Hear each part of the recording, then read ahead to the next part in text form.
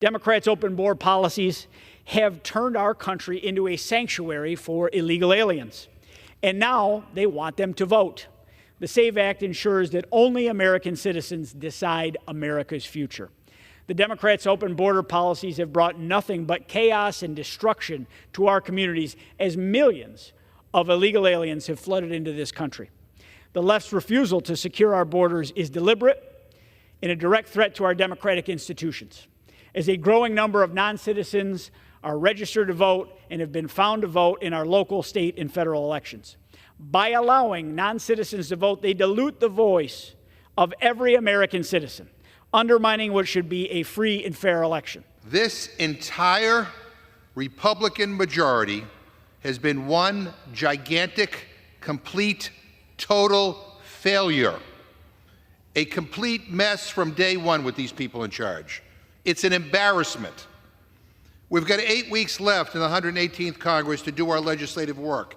8 weeks.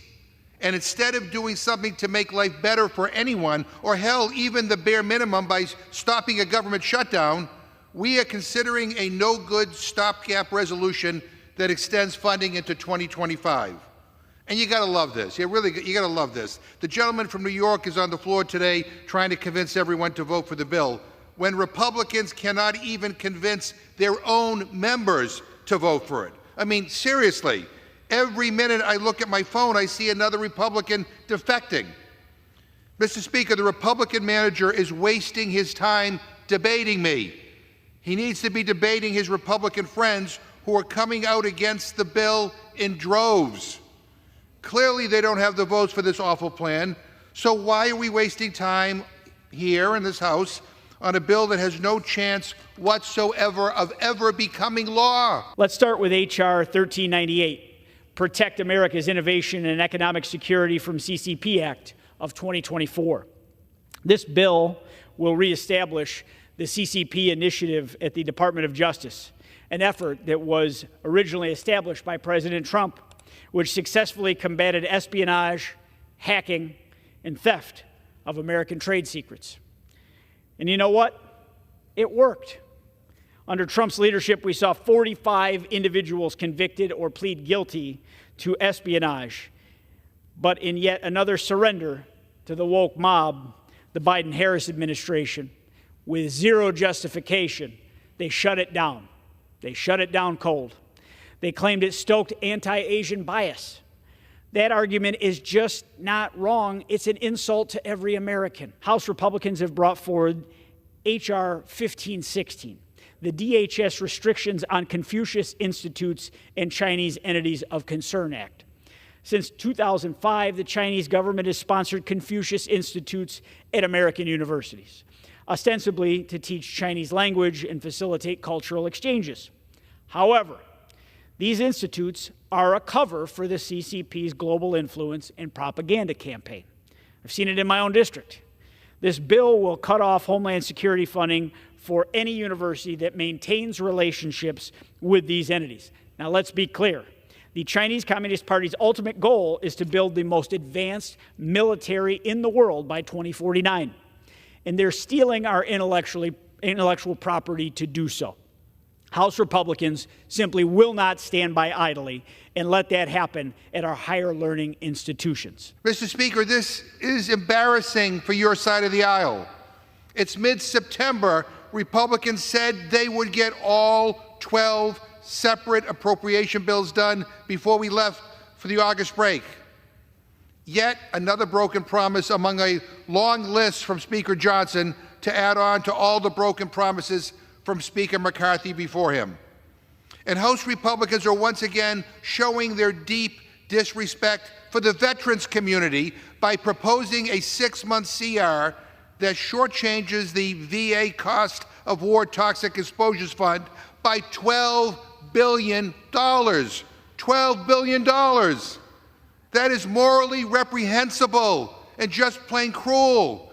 These are our veterans who we're talking about. How the hell can they turn their backs on our veterans? But to be clear, this is the Republican playbook. A big promise, and it gets broken. A promise like we will have a robust, effective appropriations process, and it gets broken. a promise to continue supporting our veterans, and it gets broken. And now we are headed into another potential shutdown, all because they want to play political games. And to make matters worse, Mr. Speaker, Republicans have jammed the SAVE Act onto the CR. Because why not mix up government funding with more ridiculous conspiracy theories about voter fraud? I know why they want to bring this bill to the floor. They are worried they won't win in November without pushing conspiracy theories. Mr. Speaker, let's set something straight. Non-citizens cannot vote in federal elections. Let me repeat that. Non-citizens cannot vote in federal elections. And if they vote, it is illegal. It is a crime. And guess what? They've done studies. Even conservative institutes say there is no evidence that non-citizens voted illegally in large enough numbers to shift the outcome of any election. We all know what this is about. It's not about voter fraud. This is part of their Project 2025 plan to undermine the vote count and take total control of the government. You see, Mr. Speaker, they want power whether they win or lose at the ballot box. And so they will claim voter fraud whatever happens. The facts be damned. I mean, do Republicans really want to talk about the threat of voter fraud? Well, let me remind the American people, the only ones committing voter fraud in an attempt to overthrow an election are Republicans. We've seen this movie before. Following Trump's loss in the 2020 election, he and his cronies allegedly conspired to overturn the will of the American people by submitting fake electors to falsely certify that Trump won the election. He didn't win the election. He lost the election. And what did those efforts get them? Well, let me tell you. Dozens of people across 4 states have been indicted over this election fraud scheme. So, Republicans want to talk about the threat of voter fraud? Give me a break. They are the threat. This horrible CR will never become law the way it is structured. We really are just here wasting more time after House Republicans failed to do what they should have done months ago. This rule before us today would also bring to the floor 5 bills that Republicans claim will target China. 5 bills that are actually weak on China. 5 ineffective bills that don't get the job done and don't represent a real attempt to actually address some of the very serious concerns we have about the PRC. Mr. Speaker, I've been a critic of China's human rights record for decades, longer than some of my colleagues have been in Congress. Hell, I was sanctioned by the Chinese government in July. I can't travel to China. My wife can't travel to China. My son can't travel to China. My daughter can't travel to China. I can't even converse with any Chinese officials. You know, I've written strong, effective bills that would hold the PRC accountable. And so they don't like me. They sanction me, and I wear that sanction as a badge of honor. But let me be clear, these bills that the gentleman referred to are not about taking a strong stance against China. They're poorly written, weak bills that don't get the job done. It's like they're like written for a press release. Oh, I'm sorry, because they are meant for a press release, not about serious legislating.